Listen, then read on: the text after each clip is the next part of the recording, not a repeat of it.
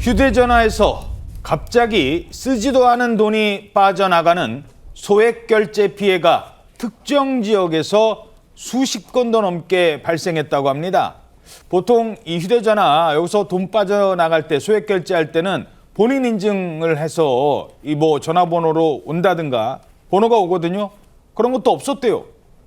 근데 돈만 빠져나갔습니다. 왜 그랬는지는 아직도 정확한 원인조차 파악이 안 되고 있다고 합니다. 자, 휴대전화에서 돈이 빠져나간다? 이거 누구라도 당할 수 있는 일이에요.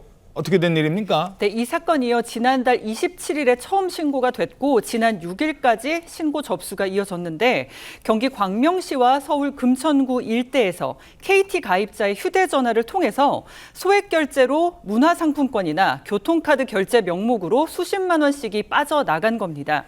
일부 피해자들은요, 메신저에서 갑자기 강제 로그아웃 됐다라고 전했고 또 자신의 휴대전화 번호로 새로운 메신저에 가입하기 위한 ARS 인증 있잖아요. 예. 그렇게 완료된 이력까지 확인을 했다고 합니다. 아니, 인증이 됐다고요? 네, 그리고 본인 인증 서비스 앱을 조작당한 피해자도 있다고 하는데 이 본인 인증 서비스 앱에 들어간 적도 없는데 문자 인증을 한 이력까지 남아 있었다고 하고요. 결제가 이루어진 시각에 휴대전화를 보고 있었는데도 결제됐다는 문자는 한 통도 없었다는 피해자도 있습니다.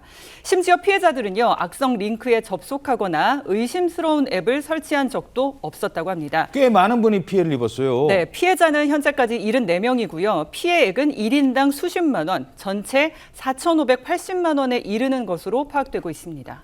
자, 그런데 이 피해자들에게는 몇 가지 공통점이 있다고요? 일단 사용하는 통신사가 같습니다. 피해자들 모두 KT나 KT 알뜰폰 가입자였고요. 거주 지역도 상당히 가까운데 경기도 광명시와 서울 금천구 거주자들이었거든요. 이 두 지역은 안양천을 사이에 두고 마주해 있는 인접 지역입니다. 특히 광명시에서는 특정 아파트에 거주하는 주민들을 중심으로 피해가 집중이 되어 있는데 범행이 주로 새벽 시간대에 발생했다는 것도 공통점 중에 하나입니다. 다만 휴대전화를 개통한 대리점이라든가 기종, 연령 등은 제각각이거든요. 수사에 나선 경찰도 특정 지역과 시간대에 맞춰서 소액 결제 피해가 집중된 것이 전례가 없는 사례다라고 얘기를 하고 있는데 문제는 아직까지 구체적인 원인이 잡히지를 않고 있다는 겁니다. 그래서 이게 사건이 미궁에 빠지는 것은 아니냐, 미스터리한 사건으로 남는 것은 아니냐 이런 우려가 나오고 있습니다. 자, 그런데 광명과 서울 금천구 가까운 지역인데 여기서 점점점 피해 지역이 늘어나고 있답니다. 그 옆에 동네로 다른 지역에서도 인접한 다른 지역에서도 피해가 발생하고 있어요. 예, 경기도 부천 지역에서 이달 5일부터 7일 사이에 KT 가입자들의 소액 결제 피해 신고가 5건이 접수가 됐었습니다. 그래서 예. 경찰이 수사에 착수했는데 5건 중 4건이 같은 아파트에서 발생을 했습니다. 당시 피해 규모는 411만 원으로 파악이 됐고, 그런데 지난달 6일에도 서울 영등포구에서 비슷한 사건이 있었는데 한 30대 KT 가입자가 소액 결제로 49만 5천 원이 빠져나갔다라고 신고를 한 거예요. 예. 근데 그 가입자는 그 결제를 본인이 알게 되자마자 바로 신속하게 취소해서 실제로 금전 피해로는 이어지지 않았다고 합니다. 근데 당시에는 경찰이 피의자를 특정하지 못했다는 이유로 사건을 종결 처리했었는데 그 지금 광명, 금천 이런 데서 잇따라 유사 사건이 일어나니까 그때 사건과 이번 사건의 유사성을 검토할 예정이라고 합니다.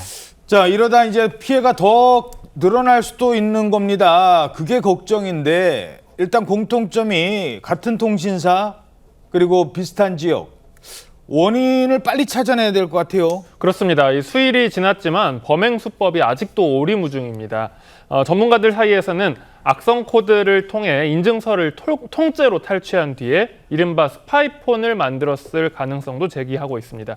이 밖에도 중계기를 해킹하는 등 다양한 가능성들이 현재 제기되고 있는데 아직까지도 뚜렷한 원인을 찾지 못해서 추가 범죄에 대한 불안감이 굉장히 확산하고 있는 중입니다.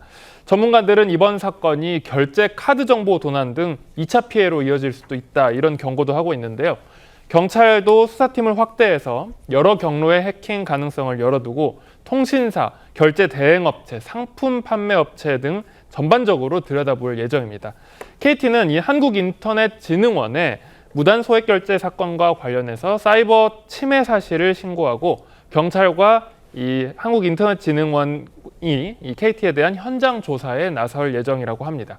KT는 수사에 적극 협조할 예정이라고 하면서 피해 확산을 막기 위해 소액 결제 한도를 현재 일시적으로 10만 원 이하로 낮춘 상황이라고 전했습니다.